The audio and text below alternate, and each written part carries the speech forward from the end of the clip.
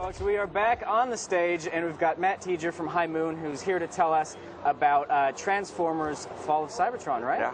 Yeah, coming out pretty soon. I can't wait. Yeah, it's not too far away. How August long? 21st. All right. 360, PS3, and PC. And, you know, I am so excited to have gamers get their hands on it. It's going to be awesome. It's a great show for you guys with the Transformers license, because I know Hasbro has that just huge, gigantic booth They in there. have two huge booths. Do they? They have like a giant area, and then like, because they have so many like exclusives, they have a whole nother giant booth, bigger than most people, just for where you can go buy their stuff.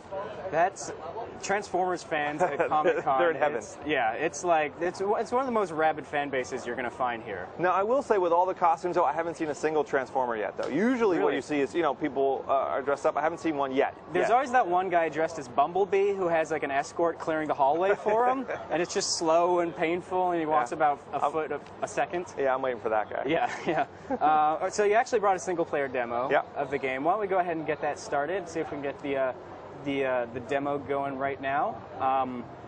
And actually, while we wait for that, here we go. It's firing up right now. Great. So where we're at in the game is you're playing as Optimus Prime. One of the great things about the game is you get to play as many different Transformers. Each one's really different.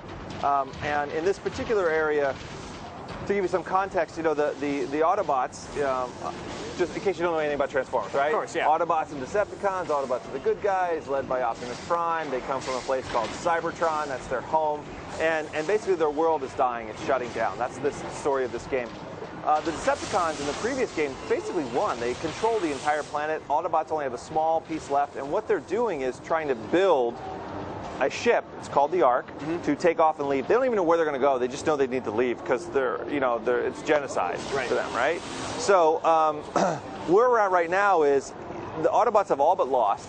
Optimus is kind of, sometimes he knows things that he doesn't understand how he knows them. He's got kind of a part of Cybertron inside of him. So in the story, this is kind of a little quiet moment where he's moving through a space and turning on the base defenses. Ultimately, what we're going to see in the demo is that's what turns the tide of the war in a very unexpected way for Optimus, even. But I don't want to spoil it because we'll have to let it unfold. But you know, each character really is different. Optimus's level is very. It's very much like Saving Private Ryan. It's a big war movie type level.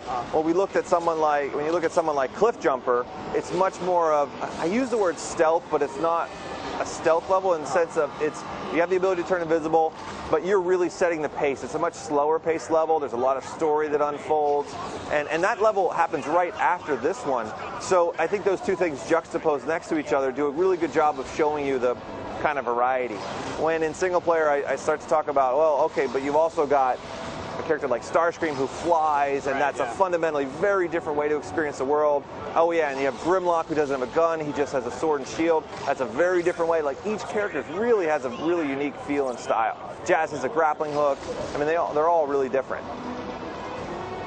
So what we got going in here is like he's kind of turned on what are, you know, kind of the big turret, right? You know, the big turret experience, which, you know, you're blowing up some of these ships, and, you know, we kind of hopped into probably the middle of this level where, you know, these things have been haranguing you for a while. It's been very difficult. Now you finally get the big gun that you can take out, you know, some of these really big objects. You guys really managed to cram a lot of detail into this landscape. Well, you know, we have a couple things going for us. Two really great things going for us. One, we're using an Unreal Engine, which we've shipped several games on at this point, right? And so we really, you know, it's super powerful, but also we know how to use it. Yeah. The other one is this is our second Transformers game, and as a studio, it was our first opportunity to kind of build what is functionally a sequel, a game built on what we had learned before. Right. You know, and because when we started War, one of the big challenges, you know, as a game developer is often you're going to look at some games to parallel, you know, not necessarily steal, but, you know, how can I look for some examples of kinds of games? And actually there aren't any for Transformers. You know, there really weren't. You know, when you looked at it, this concept of turning into a vehicle whenever you want to is, I'm a huge fan of Halo. I think it's a phenomenal game. Stepping into my Warthog is different than being a jet whenever I want to. Yeah, turning into a Warthog whenever I want to.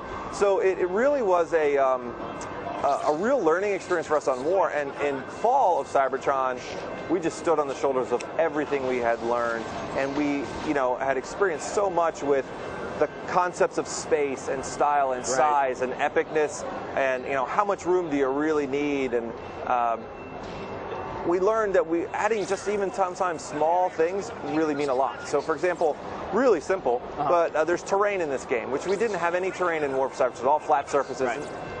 When you add those bumps, all of a sudden driving is just 10 times more fun. Like, it's just simple, but it makes a big difference. Right. So, very shortly here, we're going to see that kind of moment. So he's turned on the defenses. He's trying to save Cybertron, or, what his area, his base. It's not going well at all. And if you were able to listen to the dialogue, all the people around him are saying, Optimus, what are you doing? Like, they're not necessarily doubting him, but really don't understand what he's up to.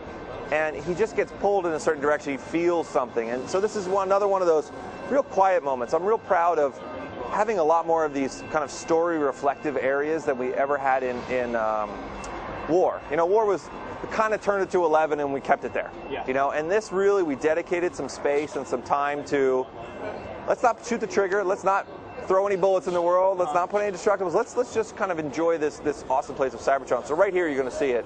So Optimus doesn't even know what's going to happen. You as a player don't know, and you go ahead and pull this trigger to see what's going to happen. We'll see it in a second. I think it's pretty awesome.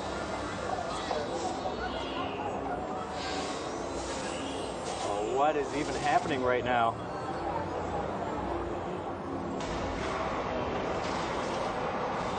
Look at those poor Decepticons.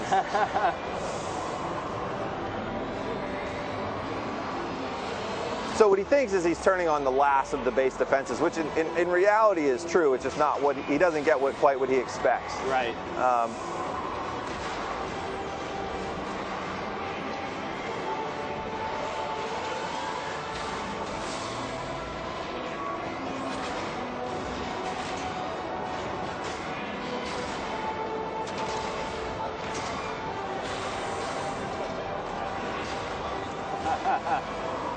So I'm starting to see what's happening here. Yeah.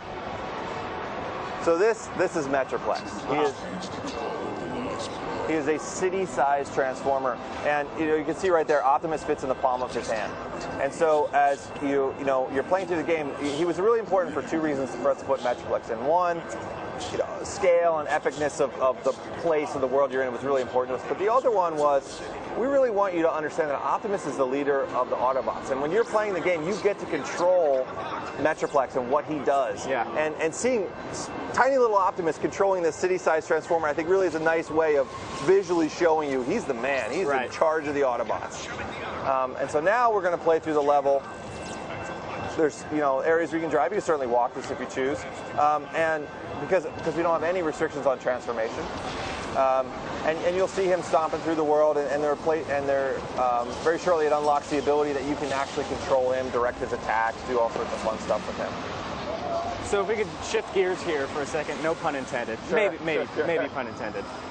You guys actually had a bit of a multiplayer event last night, right? Yeah, we did. It was super fun, and the online experience in the game is that this is. So many games offer a really cool single-player experience and kind of maybe don't even have that online experience that people are excited for. And we have two huge efforts that went into that. One was the competitive, one was the cooperative component. Right. The co-op component is, a highly requested feature from us. It's called Escalation Mode. Okay. And it's 4 players online co-op where you are fighting against waves of enemies. People call it Horde Mode and Gears, right? What we drove towards, we kind of often think about, like, what's the one word we boil it down to that we're trying to deliver on? It's addictive. Okay. And I think that's what we really did a good job on. So it's waves of enemies, 4 players. The trick is that there are 4 jobs. One person is the healer. One person can have a shield and draw aggro and protect allies. One person can drop an ammo beacon, which generates an area where everyone's going to replenish ammo if they're close, and also has a little damage multiplier. And then the 4th character can spawn a AI turret that's going to float around with you. There's only one healer. There's only one turret guy. And so you have to be real careful about how you play together. And in that healer, as example, he can heal the other 3 characters. He can't heal himself. So you really need, if anybody screws up their job. So what you're saying is, if your buddy Leroy Jenkins wants to join in on the game with you, you might want to think twice. Yeah, do not about letting him occupy the healer role. That's right. That's exactly right. Because What's great about the game is there's an end point. There's 15 waves, and you can win. You can set the difficulty, easy, medium, and hard. You get 3 strikes, meaning 3 party wipes, and you guys are done. But there's this currency that you generate from killing enemies that is a collective pool. Okay. Meaning, look, I've got mine, you've got yours, but we can both put it into the same thing. And so you're unlocking new areas of the map. Traps are brand new for us. So you can unlock flame jets on the enemies, all sorts of cool stuff, new weapons, all sorts of really fun things. But it all comes down to, you know, when you see the people who are getting to the end, they're talking to each other. Right. All right, everybody, let's go for this door because I think there's some good stuff behind it. I've got 2,000 credits, you got 6, we can get the door open. You know, like that's the way it works. And it's proven to be really fun. There's multiple maps with different character choices. So we're seeing a bit of the character customization here, so right? this is competitive multiplayer. Okay. In competitive multiplayer, it is built on everything that worked in War for Cybertron, actually, which is one of the things that we were real proud of that worked really well was, well, the experience we had in MP. But there were a couple technical things we wanted to add, like host migration, not maybe the sexiest thing in the world, but very important. Right. But the big, giant new feature, the thing we wanted to turn to 11 was character customization. Right. So what we did is every single character is divided into parts. Head, chest, upper arms, lower arms, legs, wings, wheels, and tank barrels. And so you pick those parts and just, you know, you set them all up exactly the way you want. If you're a big, giant Transformers fan, or even if you just like customization, you can spend tens of hours just in the menus. So you've got like the basic stuff you know, like color palettes and all that kind of stuff. But what's really unique to Transformers is they come from this world of Cybertron, which is this all-metal world. So here you can see a lot of color palette choices. You make an Autobot and Decepticon version of your guy whenever you make them. And as we look at these guys, you can see they have different levels of shininess. You have this what's called the metallic slider bar. And so you take a character like Yellow, you slide it all the way down to the end where it's not metallic at all. It looks very matte, like a construction vehicle yellow, right? Oh, okay. Interesting. So here you can see, take a look at that yellow, right? It's pretty, not very shiny, you know, all that. You slide it all the way to the other end, and all of a sudden you're in like concept car yellow, you know, ultra. And what it is this color flavor multiplier, right? It really means like, not only are you going to spend all this time finding the right colors, but then you say, all right, well, wait, what level of metallic do I want it to be? The perfect shade of green plus shininess. Crazy amounts of hours. So in multiplayer, it's divided by classes: cars, trucks, planes, and tanks.